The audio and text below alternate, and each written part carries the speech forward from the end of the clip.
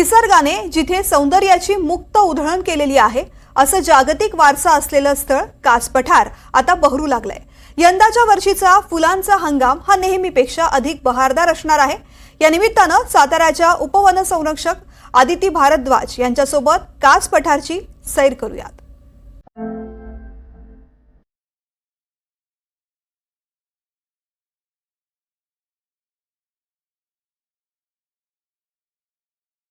जागतिक वारसा स्थळ असलेलं हे कास पठार यंदाच्या वर्षी मुसळधार पाऊस झाल्यामुळं कास पठार आत्तापासूनच फुलू लागलेले आहेत। अनेक दुर्मिळ वनस्पती या कास पठारावर आहेत। या दुर्मिळ वनस्पती जतन करणं तितकंच महत्त्वाचं आहे। साताऱ्यातील वन विभाग ही दुर्मिळ वनस्पती जतन करण्याचं काम करत आहे। आज आपण या निमित्तानं जागतिक वारसा स्थळ असलेलं कास पठार पुष्प पठार याचा आढावा घेणार आहोत।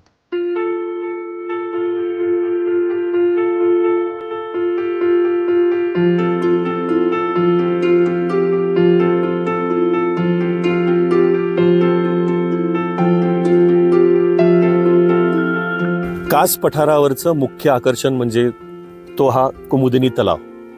कास पठारला यायचं म्हणजे हा कुमुदिनी तलाव बघितल्याशिवाय कास पठारची ट्रिप काही पूर्ण होऊ शकत नाही। यंदाचा वर्षी पाऊस चांगला झाल्यामुळं हा तलाव पूर्णपणे भरलेला आहे। शिवाजी महाराजांच्या काळापासून हा इथं तलाव आहे। घोडे असतील, त्यांचं सैन्य असेल, त्यांना पिण्याच्या पाण्यासाठी हा तलाव बनला होता अशी आख्यायिका आहे। परंतु आज या तलावामध्ये अनेक रेअर स्पीशीज आहेत, खूप वेगवेगळ्या पद्धतीच्या स्पीशीज आहेत। इथं कमळं पण उमलतात। आत्ता पाऊस असल्यामुळे आता आपल्याला जरी कमळ दिसलं नसत असले तरी एक 8-10 दिवसामध्ये आपल्याला हा तलाव पूर्णपणे भरून फुलांनी भरून दिसणार आहे। आपल्या समवेत आहेत उपवन संरक्षक भारद्वाज मॅडम। मॅडम, कुमुदिनी तलावाबद्दल आपण काय सांगाल? कुमुदिनी तलाव तुम्ही बघू शकतो किती मोठा आहे आणि आता चांगला पाऊस झालाय ते भरलेला आहे। उन्हाळ्यात हे काही पाणी नसतं आणि आपण गेट नंबर 4 पासून 2.5 ते 3 किलोमीटर चालले किंवा सायकल वरून आले की आपल्याला हे तलाव मिळते। आणि या तलावाचे आजूबाजू पण आपण बघू शकतो की पठार आहे, त्याच्यावर पण खूप दुर्मिळ प्रजातीचे आपले फूल आहे आणि इतके लहान आणि इतके सूक्ष्म फुलं आहे की एकाचा पाय पण पडला तर आपल्या लक्षात येणार नाही। तर आपल्याला खूप सावधानीपूर्वक चालायचे आहे याच्यावर आणि आपले जे लोक आहेत हे गाईड्स जे आहेत त्यांनी जसं सांगितलं त्या मार्गावर जायचं आहे, नाहीतर आपला पाय दुसरे एखादे फुलवर पडला की तो खराब होऊन जाणार। तर माझ्या पर्यटकांना हे संदेश आहे की आपण इथे याला बघा आणि निसर्गाचा आनंद घ्या। हे तलावामध्ये फुल जे आहे जे ते सकाळी 10 वाजता येतात, संध्याकाळी 4 पर्यंत राहतात आणि तेव्हा आपल्याला छान फुल दिसायला मिळते इथे। आणि ते या तलावाचे एकदम तलवर एकदम जे ग्राउंड लेवल आहे त्याच्यावर पण खूप रेअर स्पीशीज जे दुर्मिळ स्पीशीज आहेत ते आपल्याला मिळते, पण आता काही दिसत नाही कारण पाणी खूप जास्त झालं आहे। पण एक निसर्गचा चांगला अनुभव इथे करायला मिळतो। यंदाचा वर्षीचा हंगाम आता धुकं पडलेला आहे। फॉरेस्ट डिपार्टमेंटकडून या संपूर्ण परिसरामध्ये काय काय उपाययोजना केल्या जातात, काय सांगा? बघा, आमचा असा विचार आहे की ऑगस्टच्या शेवटच्या आठवड्यामध्ये आम्ही एक कास पठार पर्यटकांसाठी ओपन करूया।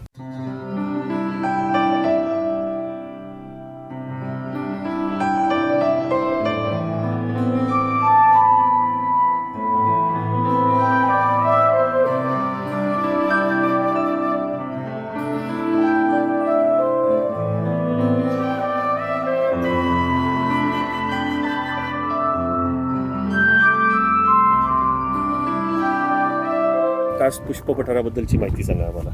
कास पुष्प पठार म्हणजे 1909 पासून म्हणजे सुरुवात झाली हेरिटेजमध्ये। हेरिटेजमध्ये झाल्यावर 12 साली म्हणजे कमिटी बनवली इथं। त्याच्यानंतर आता तिथपासून पर्यटक सुरू झाल्यानंतर तिथे फुलांच्या प्रजाती कमीत कमी 175 आहेत।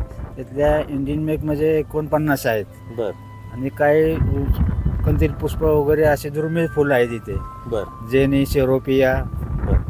कोणती कोणती फुलं आहेत आणि कशा कशा पद्धतीच्या प्रजाती आहेत याचं तुम्ही जरा आम्हाला माहिती देऊ शकाल का? एक कंदील पुष्प म्हणून आहे, ते कीटकांना ओलीस ठेवतं किंवा सकाळी सोडून देतं। असे अनेक प्रकारची म्हणजे 5-6 प्रकारची ती फुलं आहेत। दुसरं हे जंगली हळद आहे। आता ही सुरुवातीला जंगली हळद यायला सुरुवात होती, त्याच्यानंतर धनगरपेठ असे त्याचे आठवं, मिकी माऊस आणि आबोलीमा नबाळी असे अनेक प्रकारची फुलं मग येतात. बरं. यंदाचा वर्षीचा जो हा कास पुष्प पठाराचा हंगाम आहे हा कसा होईल असं आपल्याला वाटतं? आंब्याचा काष्प फुटारचा म्हणजे हंगामा अतिशय म्हणजे महत्वशीर होणार आहे, कारण 7 वर्षातून टोपली कारविलाची फुलं येतात ती ह्या वर्षी येतील आणि सगळे म्हणजे आकाशात उतरल्यासारखे लोकांना वाटेल, त्याच्यामुळे हंगाम हा जबरदस्त होणार आहे. तर एकंदरच कास पुष्प पठाराचा यंदाचा हंगाम हा जबरदस्त होणार आहे अशी इथल्या स्थानिक ग्रामस्थांचं म्हणणं आहे.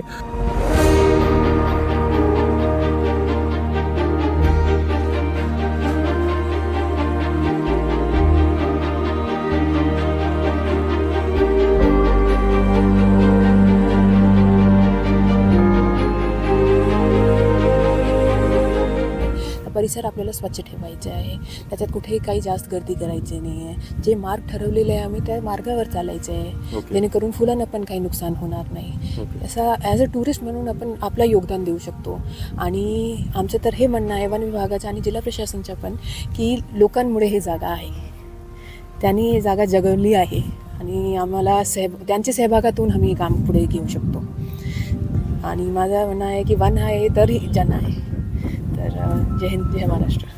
तर एकंदरच आज आपण कास पुष्प पठारावरती जो हंगाम चालू होणार आहे या हंगामाची विस्तृत माहिती फॉरेस्ट डिपार्टमेंटकडनं घेतलेली आहे. वन खातं आपल्या परीनं ह्याचं संवर्धन तर करतच आहे, मात्र सर्वात मोठी जबाबदारी येते ती म्हणजे आपल्यासारख्या तुमच्या आमच्यासारख्या नागरिकांची, पर्यटकांची. तर हे कास पुष्प पठार आपण आज पाहिलं. नक्कीच कळवा. हा विशेष आढावा NDTV मराठीसाठी सुजित आंबेकर.